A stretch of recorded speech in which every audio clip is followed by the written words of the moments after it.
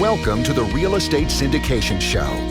Whether you are a seasoned investor or building a new real estate business, this is the show for you. Whitney Sewell talks to top experts in the business. Our goal is to help you master real estate syndication. And now your host, Whitney Sewell.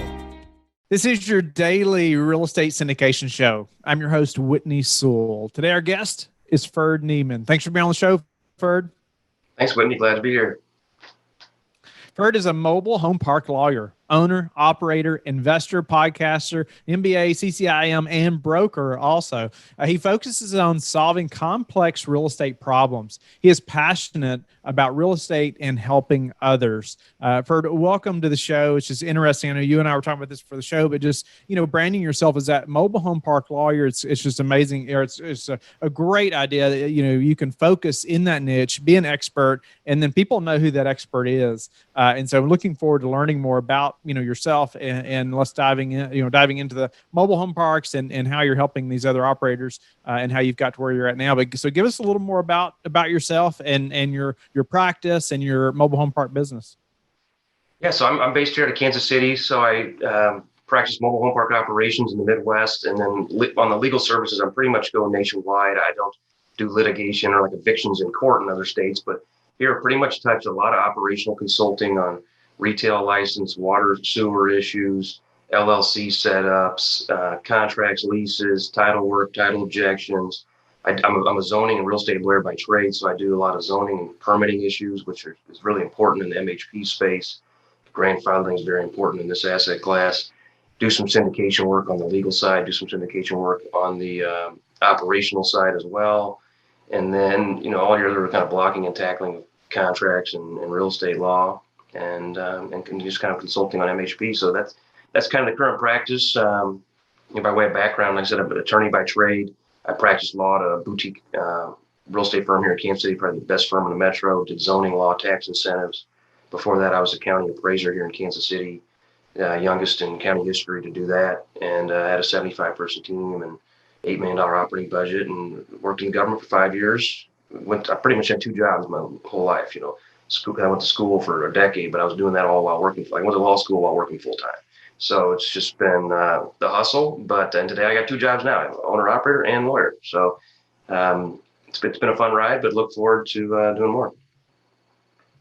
Wow, went to law school while working full time. I mean, I can relate to that. Just two businesses or two jobs, and working full time while getting a business going and growing and all these things. That's not easy, but it shows just your determination and a willingness to make it happen, which I'm sure is so crucial to where you're at now as well. So let's dive into your niche, your specialty, which is mobile home parks, especially from the legal side. I know you mentioned a few things there, like zoning and permits and grandfathering and even syndicating. And let's talk about some of those things as it relates specifically to mobile home parks and issues that people you're working with are having in those places.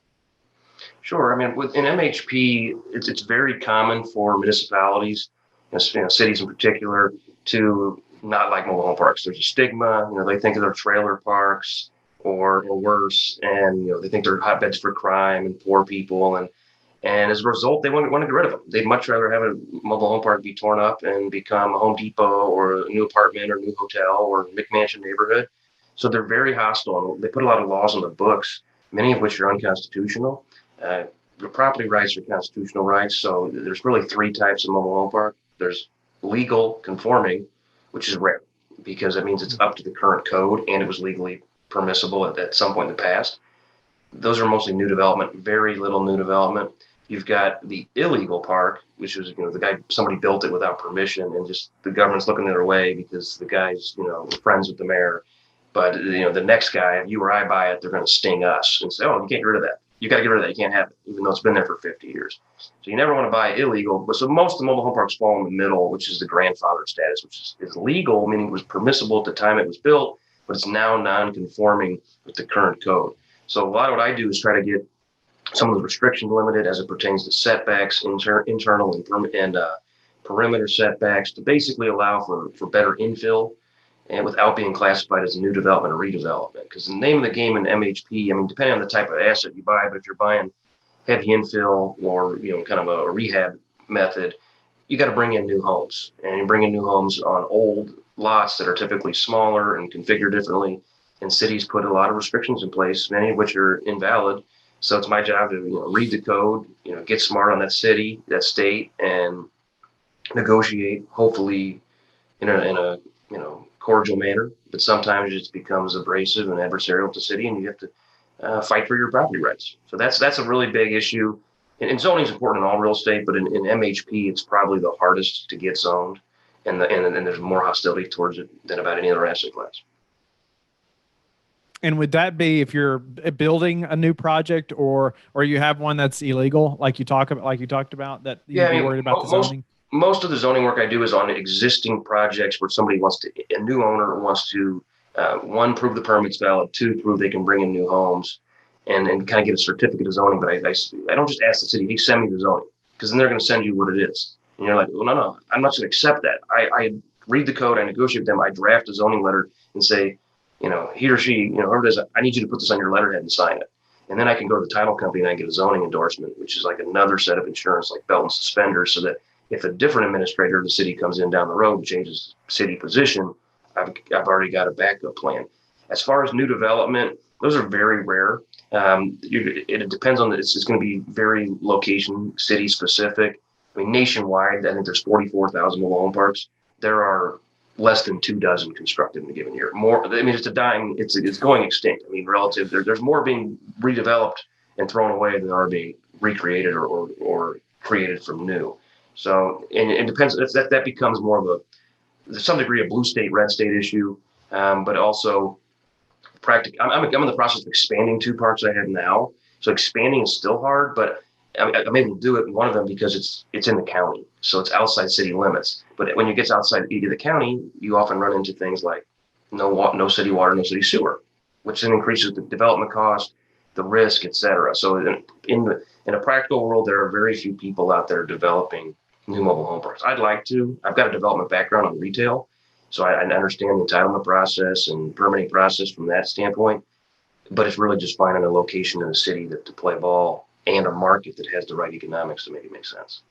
Speak to the due diligence process a little bit, as far as, if we're going to buy a park now, one, to make sure it's not illegal, like you talked about, but two, I'm sure we should be thinking about, okay, is there room to expand? Is it permitted for that? What's our options there? Or, we do have to move a park out. Can we move a new one in? How do we ensure, some of those things during the due diligence process so we know we're ready as soon as we close? That's a good question. I mean, like all real estate, there's kind of the big items that you pretty much hire third-party professionals for. Like, you've got to get a phase 1 environmental. If the environmental engineer says it's dirty, you kill the deal. Maybe there's a phase 2 or something that can fix it. But for the most part, you get a phase 1, you get a survey, ideally an ALTA survey with some table A items. Obviously, you need to make sure the deal is financially feasible. So you run your market, you run your economics, you look at the market rents, you look at your assumptions, your property taxes, all that stuff, and you see if it's bankable, you get an appraisal. But those are kind of like third-party reports. From the due diligence on the buyer operator side, I want to look at the first. I want to save money at the beginning. I'm not going to go spend money on those reports. You're in for 10 grand a minute when you do that. So before I spend all the money, I get bids on that stuff right out of the gate. But then in each trade area, right out of the gate, I'm doing a test ad. I'm putting an ad on Craigslist, Facebook, local newspaper. Here's the $800 a month, 3-bed, 2-bath, 1,216 square feet. And then see how many people bite on it, and I'd get a feel for the market. Obviously, I need to look at the zoning with the city. That's generally you hire a lawyer for it, unless you're competent in that area yourself. Make sure the zoning's good, the permit's good. You want to make sure that you check out the utilities. I mean, most of the real estate, if you're buying a hotel, it's probably not on a septic, right? You're buying a mobile home park, it might be on a septic, it might be on a lagoon, it might be on a wastewater treatment plant. You might have well water. Well, all of those things include more risk. You need to get budgets for reserve. You need to get professionals to inspect them. You need to camera the sewer lines. I got about a 75-point checklist that I go through. I'm referencing some of the big, fatal issues, but you also want to just, make sure you can look at it. Make sure you can bring homes in. See if the city prohibits vicious dogs of some sort. See if you can put, for sale signs and banner signs out on the street. Blah, blah, blah. Where do we find that information? Like, where would we go to search, those things with the city? It depends on the municipality. I mean, a bigger city, like I'm in Kansas City, they're going to have a full code. You can typically go to their website and just type in Muni code, MUNY, or city code. Sometimes they call it a uniform development code. You can go to the planning website. Sometimes if you don't know how to drill down on that stuff, I would say just go to the city website or county website and look for planning or development and find who the planning administrator is and call that number and say, what are the restrictions? What can I do and not do? And most cities are quasi helpful, or they'll at least point you to the right document. The ones that are really helpful will send you the exact excerpts from the code, which you want to verify, or at least you want to put it in their zoning letter that binds them in writing. And there's about 10 things I put in the zoning letter. There's some of them I've mentioned here, but there's a lot of the research standpoint. You want to know the market area. So like if I'm going to some town, Joplin, Missouri. I know where Joplin is, South Kansas City by 2.5 hours. I don't really know what the vacancy rate is in that town, what the market rents are for apartments, what the market rents are for lot rent, for mobile homes.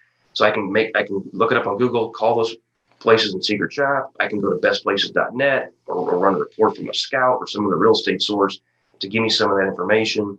Look at the employment. Other due diligence you do typically is you want to have good employers, meaning typically government, university, and healthcare, because those don't really go out of business. You don't want to be a one-horse town where it's like there's the one meat plant and everybody works at the meat plant, and then Smithfield Foods moves the meat plant, and now you're stuck holding the bag on a trailer park. So diverse economies are good. County seats, lots of government jobs, good. And then the personal preference of what's your bandwidth as far as how far you want to go from your home base, how much money you have, and do you want a park that's stable, which is going to typically cost more, or it'd be more of a premium, or do you want a heavy lifting project, which you can get by at a discount, but it's harder to do that if you got a full-time job. So just some of that's subjective as to what your investment goals are, but that's just some of the process I go through on every deal. Nice. No, that's great. I appreciate you elaborating on those things. You talked about purchasing an illegal park. I thought, okay, we need to make sure that we understand how not to do that, or how we ensure we don't do that. Right. It's so important, or that we'd have that information up front. And so what about just that process of working with someone like yourself? If how involved should our attorney or like yourself be involved? When I'm going to purchase that mobile home park, through those discussions, or talking about permitting or zoning and whatnot. Yeah, that's going to depend on your level of sophistication and your level of interest in doing work. So some people will say, hey, I want to hire you to go through and your team to do all these due diligence steps also. Well, that becomes more expensive. Some people say, just do the zoning letter, just do the PPM, that kind of thing. Some people call me and say, I'm thinking about getting involved in real estate. Well, then they need to create an LLC. I give them my letter of intent. I've got a really strong letter of intent for buying that is got all the meat, the key points in there, but it's not all the legalese. It's 2 or 3 pages as opposed to 18 pages. But I have in the bottom, which has been really good for me, it's binding letter of intent, which is pretty rare. Most people say, oh, letter of intent's non-binding. It's like, I could draw a contract up on a napkin. It just needs key terms: seller, buyer, price, address, due diligence, or closing date. Boom, there's a contract. So what I encourage people to do is get that LOI for me for free, run their own economics. I can help on that if they want. And then start working with the seller and propose this, quote, non-threatening letter of intent. And I've actually closed on a couple deals with just a letter of intent, because I sent it to the seller, he signs it, well, then he decides to retrade the deal. And I said, you can't do that. I sent his attorney the long form contract, and the attorney said, the attorney never read the LOI. He goes, your contract, there's nothing wrong with your contract. It's a fair contract. He goes, my guys don't want to sign it. He don't want to sell anymore. He doesn't want to sell at that price.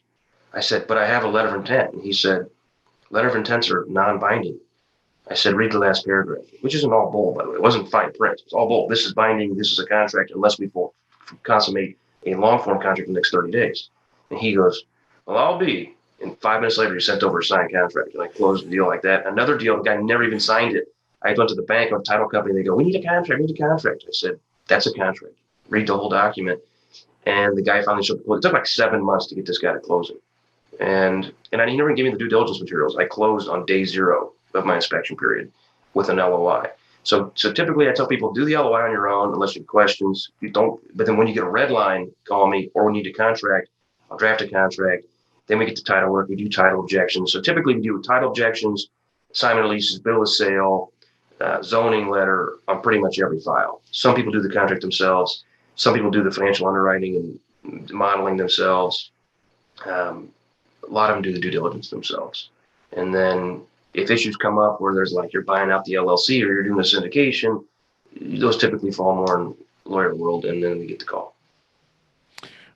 Are there anything, or is there anything that sticks out to you from your, say, first mobile home park deal or syndication that you would change with what you know now? Maybe one or two of the biggest things. Well, I mean, park-owned homes are the homes that you rent, and you're basically detached apartments there. There's pros and cons of park-owned homes. If you rent the lot for $300, you can rent the home for $700. So the pro is obviously more gross revenue.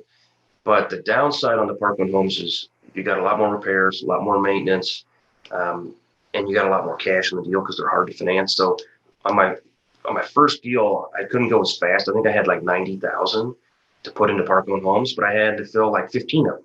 So I had to spend 15, sell it, do it again. And eventually I recycled the same money. So it would have been better if I had 200,000 laying around instead of 90, and I could have done it faster. But in another deal, I had to put like 250,000 in the park-owned homes. And I was there like, I got $250,000 in park-owned homes. What am I doing? But that was a market in the trade area that required used homes, not new homes. So I guess what I would do better is really evaluate if it's a new home or a used home market, and then how that impacts my implementation and lease up plan relative to how much liquid cash I have and am willing to contribute to a single project. As far as purchasing mobile home parks, and you as an operator, or even working with other operators, how do you prepare for a potential downturn?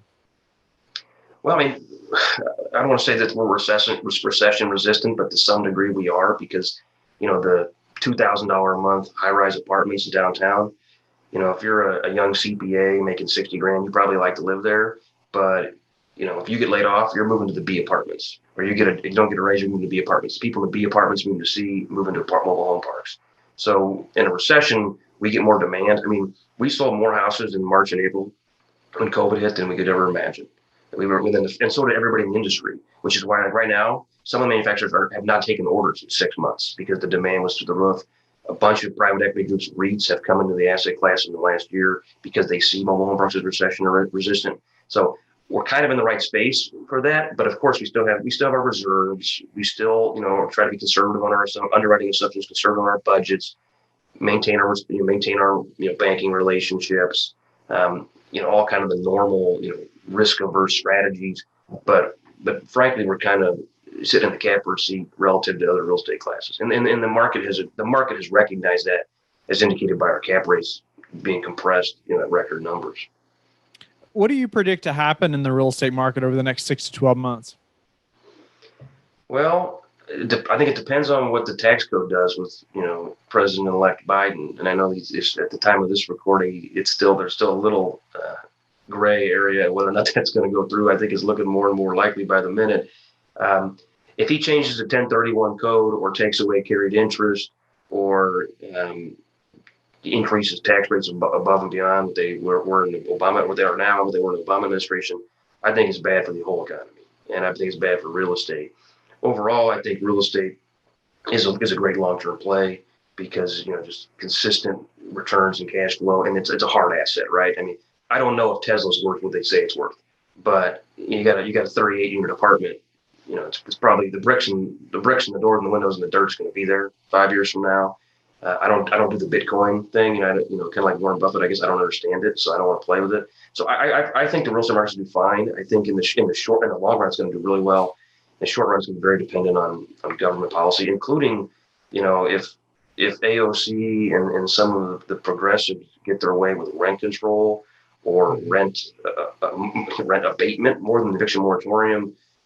I mean, that's going to topple the economy. I don't think it's going to go through, but those kind of macroeconomic forces, can ruin. I mean, you've seen the experiments in Argentina and these other South American and Eastern European countries, and there are people, a lot of young people in this country that think that's a great view of the world. And if enough of them vote that way, I'm probably going to retire go somewhere warm. They're not going to, the juice ain't worth the squeeze to work that hard to get 32% of it or something, but. Or do you have a couple of daily habits that you're disciplined about that have helped you achieve success? Yeah, absolutely. I'm a Tony Robbins junkie and Robin Sharma, some of those personal development coach guys, and gone to some of their seminars, read their books. And we do our team, we all do a weekly planning, very detailed weekly planning organization. Then we do a daily plan, which is based kind of similar to the book by Gary Keller, The One Thing, that daily plan. And then Robin Sharma's book, The 5 a.m. Club. You just getting up at 5 instead of, you can sleep the same number of hours. But I used to get up at 7 and stay up till 2. Now I get up at 5, stay up till midnight. And it's the same 5 hours. But there's something about being up in the morning before your kids, before my wife, and then my wife does it. And she gets up, too. It's great. She makes dinner, exercises, prays her rosary, does her morning reading before the kids wake up. And I'm like, that's awesome. And then she's, she got the whole day. Life's an oyster. So I'd say getting up before the sun is it ain't no secret, but it's been good for our team, and then just daily and weekly planning. That's incredible that you bring that up. It was life changing to me once I was determined to get up at like 4:30, 5 o'clock every morning. My wife and I both have done it now for a few years, and I heard a guy on the show not too long ago. He talked about how. And I haven't forgotten this. He said, getting up at 5 instead of like 7 or 8 o'clock in the morning gives you almost another month in your year. I just thought, wow, think about that time that you're gaining. And you just highlighted it there. And definitely a great example of making that happen. What about your best source for meeting new investors right now? Really, I've got my podcast, the Mobile Home Park Lawyer podcast. So that's brought a ton of people. I mean, I wish I had enough deal flow for the investor flow. So I've been real involved in Kansas City. I'm on the CCIM board and been on the board at Urban Land Institute. So I know other real estate professionals at the local market, but through LinkedIn and through the podcast, my network has become national. So people call me, and some people, they're not on my investor list. I don't have $100 million of deals coming down the pike. So there's family offices, and some of these guys, they call it, and I don't know if they're real, but they seem like they are, but they call, I've got 30 million. I need a place by the end of the year. Can you help me out? Like, not to that scale. I wish I could. So it's this is such a unique asset class that there's not a lot of syndicators out there that are doing it. And I think my educational background has helped me on that, where, a lot of the guys in the field, not to disparage them, but they're flipping houses 6 months ago and now they're syndicating. And when I say, I worked on the biggest project in Kansas City, $600 million project 3 years ago. I was doing complex real estate. Now I'm doing syndication of mobile home park. It just gives guys a level of comfort, and I'm appreciative of that. And we've delivered. We've done. I don't know. I've probably been involved in 30 projects, and between retail and MHP, and never lost money in any of them. So far so good. So that helps too. Sure. What's the number one thing that's contributed to your success? I think just kind of a focus on exceptionalism. My mentor at the law firm said, we have 3 rules here. Practice exceptional law, have fun, make money. If you practice exceptional law, people are going to love you. Your clients are going to love you. You're going to do great projects. It's going to be fun. If you're practicing law and you're having fun, and people are going to be coming at you, wanting to hire you, you're going to make money. Don't focus on the money, focus on exceptional legal work. And we do that from a planning, from an operations, from a financial underwriting. And then on the legal business, I got a couple new lawyers working for me, and I'm just like pounding into them. Like, you can't, a comma off is wrong. It's not close. And in the math, a penny off is not close. It's wrong. So we just, we make mistakes like anybody else, but to not make the same mistake twice is the key. How do you like to give back? Well, it depends on the time of my life. Right now, I'm involved in men's groups, church group. Catholic, we tithe 10% of our income. I give lots of legal advice and business advice to friends and family, consulting kind of stuff for free. In the past, I've done things like lead men's ministry, big brother, big sister program. So just right now in the stage of my life with kids, I'm really just focusing on our family and our ministry with other families here in this group we're in Kansas City called Domestic Church. And my wife and I are leading that this year. And it's really been good. So, and I'm on boards and some boards and stuff too, but I feel like that's quasi giving back, quasi business development. So I guess I don't count it the same way, but. Sure. No, Ferd, I'm grateful for your time and just sharing your expertise about mobile home parks. I love how you just mentioned earlier too, like to not make the same mistake twice is key. We're all going to make mistakes numerous times, but hopefully we're not making the same one over and over, right? So thank you for bringing that out as well. How can people get in touch with you and learn more about you? My website is themhplawyer.com, the Amazon Mobile H and Home Peas and Park.com. That's probably the easiest way to find me. I'm on LinkedIn and other stuff. My email's Ferd, F-E-R-D, at themhplawyer.com. Any of those ways will work. Thank you for listening to the Real Estate Syndication Show, brought to you by LifeBridge Capital. LifeBridge Capital works with investors nationwide to invest in real estate, while also donating 50% of its profits to assist parents who are committing to adoption. LifeBridge Capital, making a difference, one investor and one child at a time. Connect online at www.lifebridgecapital.com for free material and videos to further your success.